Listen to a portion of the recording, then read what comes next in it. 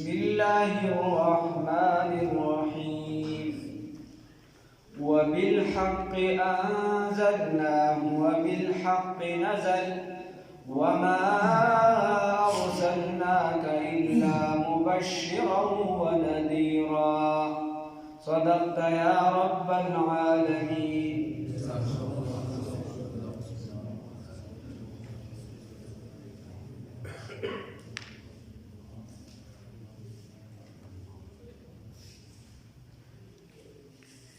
فدې آیات کې الله رب العزت فرمایي وبالحق الله وی نازل کړی دی موږ دې قرآن لره. الله وی وبالحق او په حق سره انزلنا نازل کړی دی موږ دې قرآن لره. وبالحق او په حق نازل شوی. دا قرآن پاک چې دا په حق سره نازل کړی او په حق چې دی د دې نزول شوی. نو یا د قرآن پاک نزول دا په حق سره شوی دا نازل کړی دی او په حق سره راغلی دی نبی کریم صلی الله علیه وسلم. او یا تاکید داسې استعمال کړي چې یو خبره ته مضبوطه نو الله رب العزت وایي چې دې قرآن پاک لره موږ په حق نازل کړی. بیا الله وایي وما ارسلناک او ته موږ نه رالیږلي پیغمبر صلی الله علیه وسلم الا مبشرا مگر زیر ورکوونکی و نذیرا او يرونکی یا زیر ورکوونکی و يرونکی ته موږ داسې پیغمبر رالیږلي هم به خلکو له خوشحالۍ خبر ورکړي او هم به یروي. او یا وبالحق انزلناه وبالحق نزل. نو د حق نه مراد ابتدا هم د قرآن پاک حق ته او د دویم حق نه مراد وبالحق نزل او انتها هم د قرآن پاک حق ته. بیا الله وقرآنا فرقناه او نازل کړی دی منګه دی قرآن لرا فرقناه تار پتار جدا جدا را لګړي دی منګه. وقرآنا او قرآن فرقناه تار تار جدا جدا را لګړي دی منګ دی لرا. یا وقرآنا او قرآن فرقناه جدا جدا نزول کړی دی د قرآن عظیم الشان. وقرآنا او قرآن فرقناه جدا جدا مکړی دی پدې کې حق باطل جدا جدا مکړی دی پدې کې حلال و حرام. وقرآنا او قرآن فرقناه نازل کړی دی لرا ټوکړي ټوکړي د تقرأه د بارا دی چې ولولي تدی لرا علی الناس بخلق باندې علی مقسم پدرنګ سرا په مهلت سرا. ونزلناه او نازل کړی دی موږ دی لرا ټوکړي ټوکړي تنزیلا په ټوکړي ټوکړي کولو سره داسې معنی شو. بیا پکې سوچي داسې وي ونزلناه او نازل کړی دی موږ دی قرآن پاک لرا تنزیلا نجما نجما ټوکړه ټوکړه. الله رب العزت فرمایي دا داسې قرآن دی چې موږ را نازل کړی دی لږه لږه یې سم را نازله کړی ده. ټول قرآن پاک هم په یو ځای نه دی را نازل کړی. یو ایسم یو ټیم را نازل کړه 2 آیاتونه 3 آیاتونه یو سورت نیم سورت دا را نازل کړه. ټول قرآن په یو ځای باندې نه دی را نازل کړی. 13 کتابونه چې کوم تورات زبور انجیل هغه په یو ځای باندې غون کتاب الله را نازل کړی. اوس مور بیبي عائشه صدیقه رضی الله تعالی عنها نه تپوس شوی دی. هغې نه تپوس شوی الله رب العزت دا قرآن پاک په یو ځای ولې را نازل نه کړ څنګه چې نور کتابونه را نازل کړو. نو عائشه رضی الله تعالی عنها ورته فرمایي زمون مور بیبي هغه ورته وایي د عربو شرک ګناه هر یو څیز انتها ته رسېدلی وه چې قرآن را نازلېده. چې قرآن را نازلېده غلا او زنا جواری شرک بت پرستی ای ورته څه ګناهونه شمار کړي وي دا انتها ته رسېدلي وو. حتی چې یو هلک دپاره به څوک د رشتې دپاره لاړ او جینۍ به ورته غوښتله نو هغې کور والا به ورته ووایي وایي ستا زوی څو غلاګانې کړي دي. څه به ورته وایي ستا زوی څو غلاګانې کړي دي. که چا به غلاګانې نه وي کړي نو داسې کورونه وو چې هغې به بیا رشته نه ورکوله. وایي ستا زوی غلا نشي کولی نو زما لور به څه وساتي. دې انتها ته معاشره رسېدلې وه. نو عائشه رضی الله تعالی زموږ مور بي حضرت سیدنا عائشه صدیقه بنت صدیق رضی الله تعالی عنها ورته وایي که چېرته د هغوی قرآن په یو ځای را نازل شوي او ورته ویلي چې د الله وحدانیت به منې د شرک نه به ځان ساتې او حضرت محمد رسول الله صلی الله علیه وسلم به منې مونځ به کوې زکات به ورکوې حج به کوې د زنا نه به ځان بچ ساتې شراب به نه څښې د غیبت به نه کوې دا به نه کوې دا به نه کوې نو په یو ځای باندې دا قوم ډېر سخت و په دغه خپل شرک کې کفر کې بتپرستۍ کې انتها ته رسېدلي وو ډېر کلک شوي نو بیا به قرآن ته دایي راتلل ګران نو د دې وجې الله ربالعزت ټوکړي ټوکړي را نازل کړو په مزه مزه تقریبا څخوا او شا 83 سورتونه دا په مکه معظمه کې را نازل شو او اکثریت د توحید د دلایلو نه ډک دي د الله ربالعزت د وحدانیت بحث دی پکې د قیامت اثبات دی پکې د نبی کریم صلی الله علیه وسلم او د پیغمبرانو منل دی پکې او بیا چې کله خلک د دې سره عادت کړو نو بیا ورپسې په مزه مزه حکمونه را شروع شي نو ټوکړي ټوکړي الله ربالعزت وایي دا موږ را نازل کړی دی علی مقسم د پاره د تقرأ د پاره دي چې ته ولولې تلاوت کی دی لر علی الناس په خلقو باندې علی مقسم بدرن سره په مهلت سره په یوځای باندې ورته چرته ټولو نه وي تا ته خو آسان دی تو بیا د ټولو نه لوی عمل کوونکي په قرآن څوک دی وایه سیدنا محمد رسول الله صلی الله علیه وسلم یو ظاهرا قرآن دی او یو عملا قرآن دی ظاهرا قرآن من سره دا دی او عملی قرآن د دې نمونه څوک دی وایه محمد رسول الله صلی الله علیه وسلم او بیا ورپسې صحابه کرام رضی الله تعالی عنهم چې من نه صحابه وباسي نو هېڅ هم بیا نشته نو خبره دا ده الله ربالعزت ورته فرمایي چې د پاره دي چې په مهلت سره ورته تلاوت کړي او دې لره موږ نازل کړي دي ونزلناه نجما نجما نازل کړي دي موږ دې لره ټوکړي ټوکړي تنزیلا په نازلولو سره قل ورته ووایه ای پیغمبره محمد رسول الله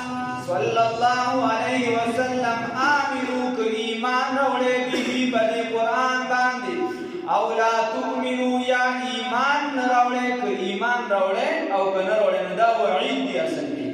ان الذین یقینا هغه کسان لکه پلار چې دوی ته وګوري نو اخر کې ورته بچي زما دا خبر ده که منې وي من او که نه منې وي من نو دا وعید دی الله ورته وایي قل ورته ووایه ای پیغمبره صلی الله علیه وسلم آمنو که ایمان راوړی وي په دې باندې او لا تؤمنو یا نه راوړی ان الذين يكنن هغه کسان اوتوا العلم چې ورکړی شوي دی علم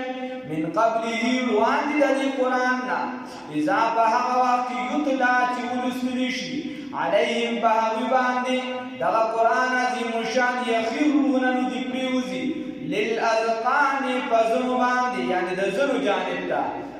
یخرون دې پرېوځي للاذقان په مخونو باندې سجدا سجده کوونکي ويقولون وایدی سبحان ربنا پاکی دا رب زمانگا پاکی دا رب زمانگا ان کان وعد ربنا یقینا وعد دا رب زمانگا ان کان وعد یقینا دا وعد ربنا دا رب زمانگا لمفعولا فیصله کړی شوی پوره کړی شوی ويخرون او دی پریوزی للاذقان دزنو جانب تا یعنی پا مخونو باندی یبکونا جڑا کونکی ویزیدهم زیادوی لردا قرآن عظیم شان خشوعا عاجزی اللہ رب العزت فرمائی اے وی کتاسو ایمان روڑے وکنا خدا سے اہل کتاب دی لگا پا د یهودو کې عبدالله ابن سلام رضی الله تعالی عنہ حضرت اسد رضی الله تعالی عنہ حضرت اسید رضی الله تعالی عنہ نور وغیرہ بعض صحابه کرام دا د هغوی منل شوي علماو دا د هغوی پاکباز علماو الله رب العزت ورته فرمایي که تاسو ایمان نه راوړئ هغه درکې داسې خلک دي چې هغوی د الله رب العزت علم ورکړی و اذا یتلا علیهم کله چې ولوستلی شو په دې باندې آیاتونه د دې قرآن یخرون نو دې پرېوځي للاذقان په مخونو طرف باندې سجدا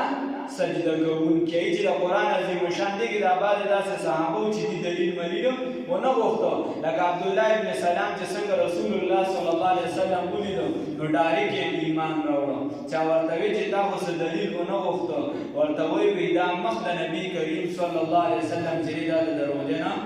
نشي کېدی دا مخ د دروغجنه نشي کېدی نو خبره ده خیر بیا الله رب العزت فرمایي ويقولون وایي سبحان ربنا فاکید د رب زمونږه ان کان وعد ربنا یقینا د وعده د رب زمونږه لمفعولا فیصله کړې شوې د الله رب العزت وعده څه ده فیصله کړې شوې ويخرون للاذقان او دی پریوزي په مخ جانب باندې په مخ باندې یبکون جړه کوونکي ويزيدهم او زیاتوي دي لره دا جړه دي لره زیاتوي دي لره قرآن خشوعا عاجزي دا قرآن چې څومره ویل شي نو د مسلمان په عاجزۍ کې سیواوالی راځي دا د مسلمان صفت بمي چې کله الله رب العزت به فرمایي چې کله د الله ذکر کیږي نو په مسلمان باندې دا وخت ذکر شي دا پرې راودرېږي زړه وجلت قلوبهم زړونه چې دا وجړه کیږي ویریږي دا الله یاره پرې راشي دا د مسلمان صفت دی نو کله چې قرآن ویل شي د دې خپل تاثیر دی نو دی جاړي الله رب العزت وایي چې څومره قرآن ویل شي دومره دي کې عاجزي نور هم زیاتېږي د دې وجې عبدالله ابن عباس رضی الله تعالی عنه فرمایي وایي چې کله د قرآن عظیم الشان سجده کې کله د قرآن سجده کې سوال د سجدې دي نو وایي وجاړه د قرآن چې کله دغه کې دا سجده نو څه کې وجاړه په دغه سجده کې ځکه چې الله د دې صفت بیانوي او په دې ځای باندې سجده هم ده الله یې صفت هم بیانوي او سجده هم ده په دې ځای باندې نو عبدالله ابن عباس وایي وجاړه فإن لم وایي که چېرته درله جړه نه درځي نو بیا د جړه والا شکل جوړ کړه بیا څه وکړه د جړه والا شکل جوړ کړه نو چې کومو کسانو دغه باسو کی وایره یا دلته کې سوتین سجدي آیات ویلې شو ټول به سجده کوي او لازمي ده سجده به لازمي کوي سګران نن به کې نشته ول د قران پاک تلاوت سجده په ما واجب شوی الله اکبر یا پزړه کې صرف راواله د قران عظیم شان سجده تلاوت چې په ما واجب شوی او په غون نیت به غونډو یا څه په خپل باندې ستګیشتنه الله اکبر وای بیا ښکته شودري په کلمات وای بیا الله اکبر وای پاس قل ورتو آیا اے پیغمبر صلی اللہ علیہ وسلم ادعو اللہ بلے اللہ رب العزت لرا او ادعو الرحمن یا کبلے رحمان ذات لرا نبی کریم صلی اللہ علیہ وسلم سوال کو یا اللہ یا رحمان یا اللہ یا رحمان دا خودی بالی بلا مرامیان دی ورته وکي خود چاته وي ځان له دوه خدایان کتلی دی مونږ ته وایي چې د یو خدای عبادت کوي وایسا وای ځان له چاته پټ بل خدای مکتلی دی ها دوی ورته مونږ د بل خدای نه نو الله رب العزت ورته دا دواړه زما چې دی نمونه دي دا یو می صفت رحمان ذات او دا بل زما ذاتی نوم دي چې هر یو باندې ما ته आवाज کوي تاسو خو خلک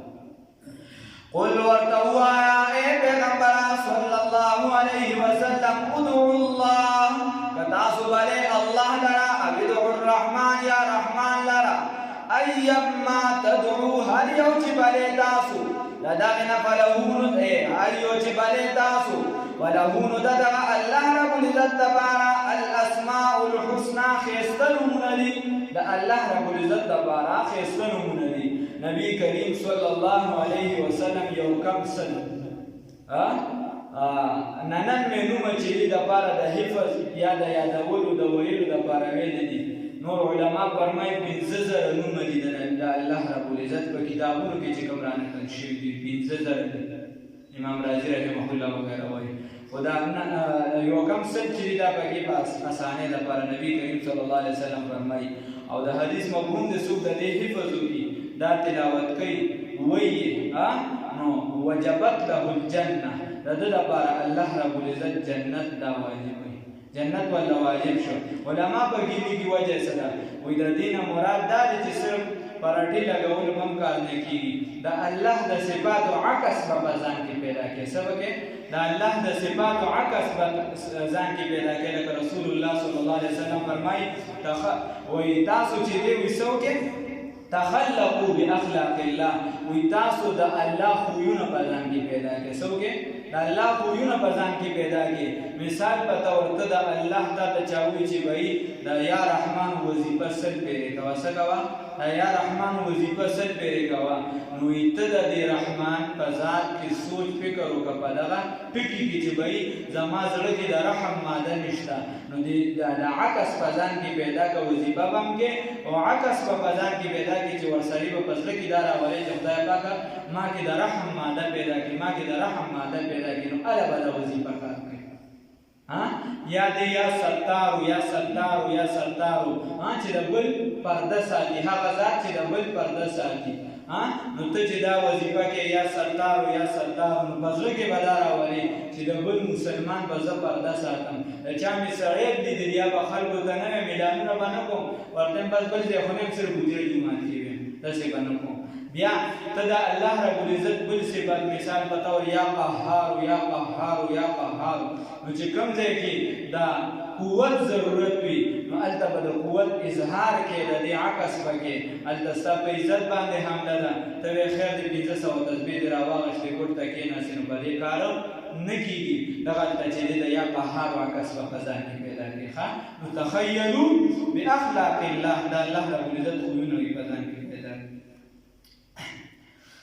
قل ايما تدعو هل يوجب تاسو فلهون دغه الله رب العزت دبارا الاسماء الحسنى بهترین نمونه دي ولا تجهر او تاسو تیزی مکوي جهر مکوي بسولاتک بمنزنو بدعا کی دومره جهر باندې کې چې دا ابتدایي حکم چې دا هغه د وجه چاته تکلیف ورسي او دونه په مذهب نه وي چې ستا خپل ملګری مولوي دا څه دي دا د دې حکم خدا سره کې ابتدا کې یو حکم ابتدا کې بچ نبی کریم صلی الله علیه وسلم په مانځ کې کله تلاوت کو په مکه معظمه کې نو چې تلاوت به تیز کو کافرانو په وګړي ای په وګړي نو چې کوم آیات به وي نو الله رب العزت په شان کې به بیا ګستاخانه الفاظ استعمالول او نبی کریم صلی الله علیه وسلم ته به بد الفاظ استعمالول صحابه په سبه کنځلې کولې بد رد دی وی ها دا اوس د يهودو ایجنټانو په سبه کنځلې کوي نو خبره ده چې دا کنځلې منځلې به کولې نو الله رب العزت ورته فرمایي چې आवाज ډېر تیز مساته او ډېر په مازیان مساته چې ستاسو ملګری ستاسو आवाज نو وري درمیانه سره ولا تجهر بصلاتك او تیزی مکا و بخبل دعا او پمانزکی ولا تخافت بها او ندر پمزوای دیللا وابتغی بین ذالک ورک بمیان ددی کی سبیلا لارا ددی پمانز کی ځان لاره ولټوا یعنی درمیانه لار اختیار کا نو چې کوم ځای کې د سشي ضرورت یا د اکشان اظهار پکاري ها کوم ځای کې د صوفیای کرامو مجلس دی چاته استاد پته ده چې وایي زدي ترجمه کوم او تر عالمه د دې ځای کې چې صلات تصویر شروع کړه دا ستا غلطي ده زما غلطي نه ده تا ته پته ده چې دې په ځای له اعمال ویل شي تر دې ځای کې ورته ودرې دا ستا غلطي ده دا غلطي نه ده ها موقع محل پیژنه موقع محل اوس خلک چې دې دغه ته ناشتي مونستا ایثار دي څوک نفلونه کوي سنت کوي او زرا شنو کې السلام علیکم نیکانو دا کار ټیک نه دی ښا ځکه چې څوک نفلونه کوي پای کې بخدا شي علماء لیکلي حدیث شریف کې راځي رسول الله صلی الله علیه وسلم فرمایي وي مونستا انتظار کول دا داسې دي چې لکه ته په مونس کې داخل رسول الله صلی الله علیه وسلم فرمایي مونږ ته انتظار کول داسې دي لکه ته چې په مونځ کې شامل او علماو لیکلي دي چې ته سلام ما چې ځکه څوک به چې دی مونځ کوي څوک به نوافل کوي څوک به د قرآن سبق وي لګیا وي ته کېناستې خوا کې درسه دې طرف ته ملګري دې طرف ته هغه باندې سلام وواچوي غلی شي نو دغه شان پکار دی ښه نو ډېره تیزي مه کوه دلته د قاري عباس صاحب دی په نمک منډۍ کې دغه مدرسه ده ګوړه منډۍ پېښور هغه پلار و هغه ډېر حاضر جواب و نو هغه به داسې دعا کوله د مازدیګر لمانځه نه پس نو چا ورته ویل هغه یوه پېره دعا کوله نو یو مقتدي ورته چې استاد تېره دې دوا مه کول څه خدای پاک کوڼ خو نه دی اوري که نه هغه هم ډېر حاضر جواب اول چې خدای پاک کوڼ نه دی خو د خدای پاک تبه هم نه ده بد هم پرې نه لګي خبره داسې ده چې بس موقع محل ته به ګورې ولا تجهر او تیزی مکوا جهر مکوا بصلاتک پمانځ کې د دې وجه ډېر تیزی په چلی وال پمانځ کې چې د فقها او د احناف دې ته مکروه ویلي د دې وجه چې دې ستا هغه وقار چې دا برقرار چې ستا هغه عزت برقرار وي نبی کریم صلی الله علیه وسلم یو صحابي غالبا الشج بن عبد القیس غالبا رضی الله تعالی عنہ هغه ته نبی کریم صلی الله علیه وسلم فرمایي دا ایمان نه وروړي د دې کبیره مشهور تا کې دوه صفات دي دا الله ته ډېر زیات خوښ دي ها ایمان دراوي دا وروړي نو او تا کې دوه صفات دي دا الله ته ډېر زیات خوښ دي او یو پتا کې بردباری د تحمل دي التحمل والإنا او یو پتا کې چې دي ته په یو خبره باندې سوچ سمجھ په یو خبره باندې ډایرکټ نه ورځي په هغه کې چې دې سوچ سمجھ نه کار اخلي دا دوه صفات دي دا الله ته ډېر زیات خوښ دي نو الله دې پیدا کی ولا تخافم او بمزوال مکوا بها بدیکی وابتغ بین ذلك ولټ او پمیان ددیکی سبیلا لالا اصل دعوی طرف ته بیا وقل هو يا پیغمبر صلی الله علیه وسلم الحمد لله طول تعریفونه دي همزان درا الذي همزان درا لم يتخذ جنيد نسري ولدا ولد درا ولم يكن له ونشتد لغا اللہ لنا شریک سوک شریک فی الملک بابا چاہے کہ دا اللہ رب العزت سوک شریک نشتا واحد لا شریک ذات دے ولم يكن له ونشتد لغا اللہ رب العزت لنا ولی سوک حامی او ناصر مددگار من الظل من اجل الظل دا ولی دا کمزوری دا اللہ رب العزت دا سے سوک ملگری نشتا چا اللہ کمزوری دا غور سر حامی و ناصر دے یا من اهل الظل ولم يكن له ونشتد لغا الله رب العزت دبارا ولي سوک ملگری سوک مددگار من الظل دا ولی دا کمزوری وکبره ادوی بیان لغا الله رب العزت تکبیرا ولوی بیان ولسان وآیا بار بار سبحان الله وبحمده سبحان الله العظيم الحمد لله الله أكبر كبيرا سبحان الله حمدا كثيرا طيبا مباركا لك شنوايا بنبي كريم صلى الله عليه وسلم بعد درود شريف وايا صلى الله عليه وسلم صلى الله عليه وسلم صلى الله عليه وسلم بار بار وايا الله رب العزت به ثوابونه درکړي 10 درجات به اوچتای 10 ګناهونه به معاف کړي 10 رحمتونه به باندې الله رب العزت را نازلې نګوره به وباګان ختميږي نبی کریم صلی الله علیه وسلم سره به محبت پیدا کیږي دا غسر به تعلق مضبوطيږي خان نو وکبره تکبیرا الله لوی بیانوا ولوی بیانولو سره الله چې څومره لوی دي هغه بار بار بیانوا ان د دې وجه حدیث کې راځي دا تسبیح فاطمی چې کوم دی مانځه پس دا ډېر خامخایي وایي قضا کوي ما الله اکبر سبحان الله الحمدلله دا چې څوک بار بار وایي او دې کې قضاوالي نه راولي نو سحر بم په کار نه کوي موږ ګورځو یو څه پس دا شی دی هغه شی دی دا هم په کار نه دي دا کشان ساره څوک چې دا سورته بقره اخیری دو آیاتونه مازیګر وې دا کشان او ساره چې دی اخیری سورتونه په ځان چوپ کوي او ماسخوتنه چې کله په بستر او د کیږي د فیسبوک شریک نو وزګار شي نو بیا چې دی اخیری سورتونه دا د په ځان بیا چوپ کی نو دې سره چې دی د باندې بجادو منتر نظر مزه دا هیڅ شي اثر نه کوي ها او علماء لیکي نو بیا په میدان کې ودرېږي او خلکو ته دوی چې راشه اوس په موږ باندې جادو به په ما سره وشي خو چې موږ یې وایو خبره ده موږ چې د فیسبوک شریک نه وزګار شو یا د پبجي شریک نه وزګار شو یا د غیبت شریک نه وزګار شو موږ ټول غیبت اکثر مسعودن نه راغون چې اخر کې ټول کیسه غنه خلاصه د صورت چې خلاصې اخر کې موږ وایو علماء او دا عوام ته کوم ضرورت نه نو اخر کې هغه خلاصه د ټول درس هغه مغز چې دی هغه بیان یې د سړی کې نو د ټول مغز وایي چې نن خدا چل شو نه دا نو اخر کې چې دا فاطمه رضی الله تعالی عنها چې کوم تسبیحات دي د ماسوتن هم دا ویل پکار دي ها حدیث شریف کې راځي دا ځکه تسبیح فاطمه ورته وایي چې دا غي نه رانه کړلې نو دا ویل پکار دي لکه شان اخیری سورتونه د ساري ویل دا شان آیت الکرسی ویل پکار دي الله رب العزت تر د توفیق راکړي سورۃ بنی اسرائیل ختم شوه الله په فضل سره نو دي کې یو سوال جواب شو او دا دو جواب پاتې دی په سورۃ الکهف کې راشي الله دې د توفیق راکړي او درې په دې شي اللهم صل على محمد اللهم بارك على محمد وعلى ال محمد كما باركت على ابراهيم وعلى ال ابراهيم انك حميد مجيد. اللهم صل على محمد وعلى ال محمد كما صليت على ابراهيم وعلى ال ابراهيم انك حميد مجيد. اللهم بارك على محمد وعلى ال محمد كما باركت على ابراهيم وعلى ال ابراهيم انك حميد مجيد. اللهم صل على محمد وعلى ال محمد كما صليت على ابراهيم وعلى ال